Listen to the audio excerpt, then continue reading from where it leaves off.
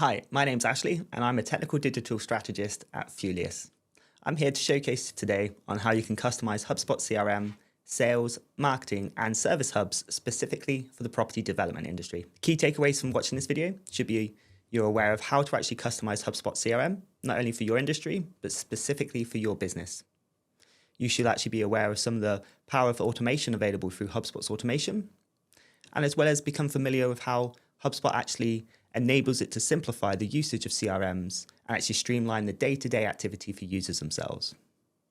Now, we're aware that most inquiries for the property industry will come via an inbound means.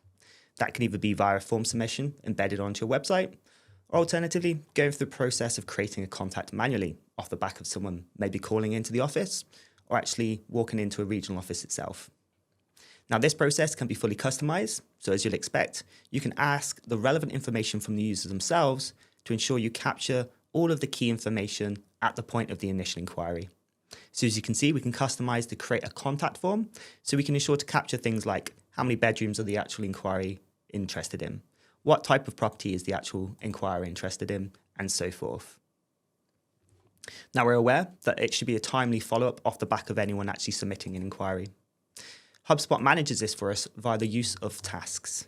We can automate the process of actually allocating tasks against users in the system equally, and that could be triggered off the back of a form submission or any other means you see fit. So within HubSpot, we can actually work through our task list via some form of automation. So if I hit here, start 7 tasks, HubSpot will then automate the process of taking me to the relevant record within the CRM to then conduct that activity. As you can see here, we need to arrange a house visit. So we can do so by actually sending an email to Eric to actually inquire.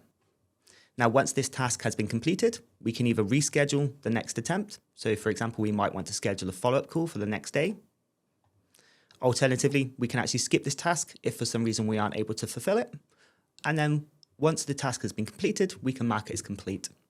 Upon doing so, HubSpot will then navigate us to the next record where we then need to carry out our activity.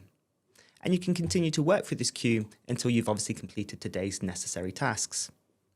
Now, in the instance, we need to conduct a telephone call, let's say to Joe Bloggs here. We're able to successfully get through to Joe. With the use of HubSpot Playbooks, users of the system can have some form of a prompt, effectively a script, to navigate them through on how to handle that call. The advantage with doing so is that the users can ensure to capture all of the relevant information that's expected during that first outbound inquiry. And additionally, they can actually populate the playbook itself with that relevant information.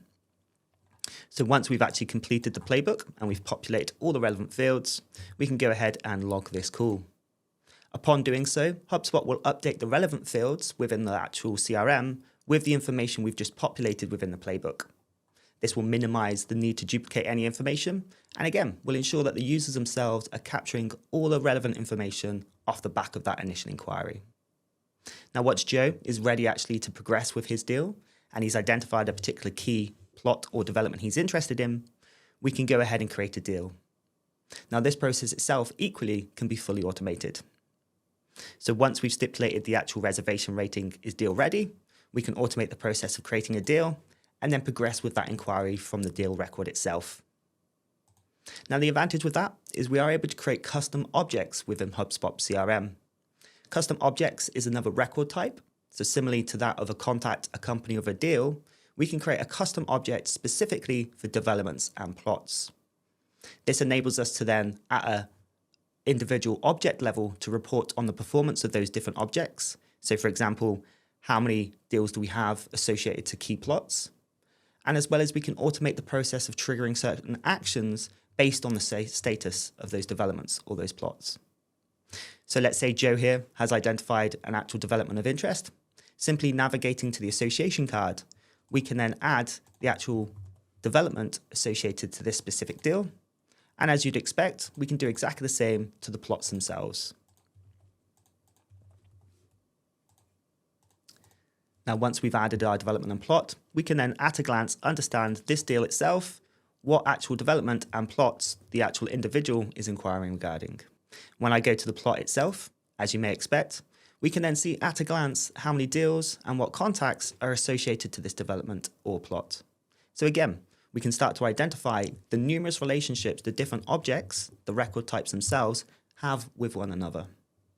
And I'll showcase momentarily what the advantages are of that when we go down the route of automation and reporting. Now, equally, on the deal record itself, as you actually start to progress with the actual deal, we're aware, having actually onboarded numerous development organizations, that there may be multiple companies associated to a singular deal. So if I just go back to our deal record here, within the deal record itself, we can then start to add numerous different companies associated to that deal and actually stipulate what that relationship is. So for example, if we actually go to add a company associated to this deal, such as AA Mortgages, via the use of association labels, we can stipulate what relationship this company has with this deal. So in this instance, AA Mortgages would be a lender. We can go ahead and stipulate that association label and then hit save. And as you'll see here now, at a glance, we can quickly identify what the relationship with this company is with this specific deal. We can repeat the process again, but this time we may stipulate a different type of organization. And again, via the use of association labels, we can state what that relationship is to this deal. And then the advantage with that is start to manage what those relationships are at a glance. Now, on this overview tab, we can customize this actual tab itself to show the key headline information you would want shown at the top of the record. Based on our experience, something like the creation date, the actual stage of the deal, and when they were last contacted has proven the most popular. In addition to that, you can see at a glance any recent communications conducted against the records, and as well as what relationships this deal has with the plots, the developments, and the companies. So now, if we go into Appreciate Finance, what we can start to understand is how many deals do we have associated to this company, so we can start to understand the velocity and uptake with maybe some key lenders or some key mortgage advisors, for example. Now, the deal pipeline itself can be fully customized specifically, not only for your industry, but for your business. As you can see here, we've actually configured this one based on some common use cases of our onboardings. And if we actually progress the deal itself via the Kanban view, we can actually align key fields to certain deal stages to ensure that the users are prompted with the relevant information. The advantages with doing so is it will kind of act as a prompt and a reminder for the users to ensure that they are capturing this information. And as you'd expect, by actually enriching the data itself with this key information, we can then ensure when it comes to reporting that all the relevant information has been captured. As you can see, if I progress this deal now to when a home demonstration appointment's taken place, we can prompt the users to actually specify when that inspection took place and prohibit them from saving the deal until this information has been captured. Again, ensuring data enrichment and ensuring that we can customize the CRM itself specifically for your business. Now, other means of customization is against the actual deal, company, contact, development, or plot records themselves. Now, any record within HubSpot, we can completely customize the default left and the default right sidebars. An example of that is within this deal itself here. If you look at the default left sidebar, we've ensured to capture and actually stipulate the key information we need to have at a glance. Not only that, we can actually choose what information or sections can actually be shown based on either the user themselves or where that individual is within that buyer's journey. An example of that would be if we stipulate here that this deal is part exchange. If we then save the record and then refresh it, you'll then notice that a new section specifically relating to part exchange has then appeared. Now, as you may expect, if we were to state, actually, no, this isn't a part exchange deal, that section itself, once we've refreshed the page, will disappear. Again, this ensures we're only asking for the relevant information on the actual deals themselves as they progress down the buyer's journey. Now, within HubSpot, we do have a data model overview. As you can see here, at a glance, we can start to understand what the relationships are across the different objects.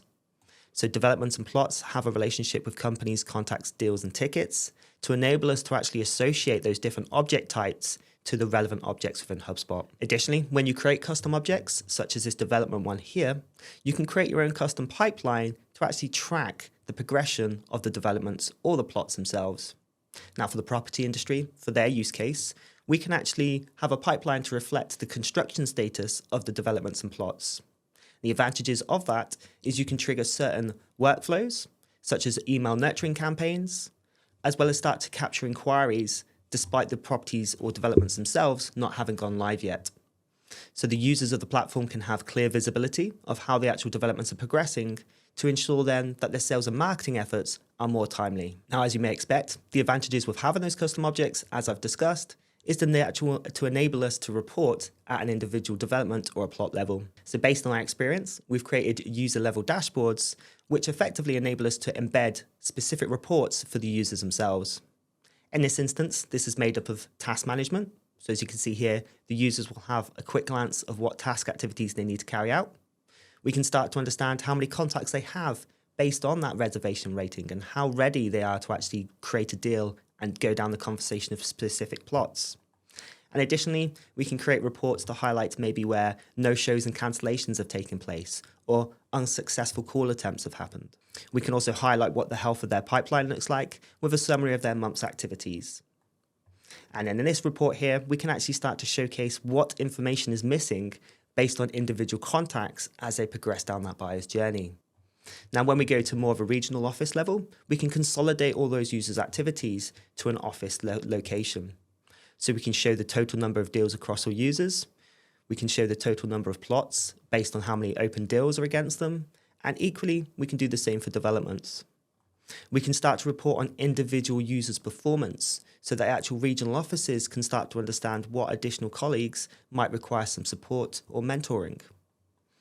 And then when we start to go more of a head office view, we can consolidate all of those regional offices to actually give an indication of the health of the pipeline.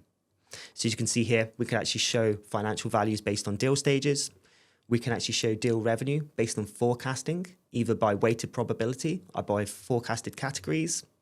And we can start to actually show how many deals have been sold by development, and then equally, how many plots is unsold at a development level.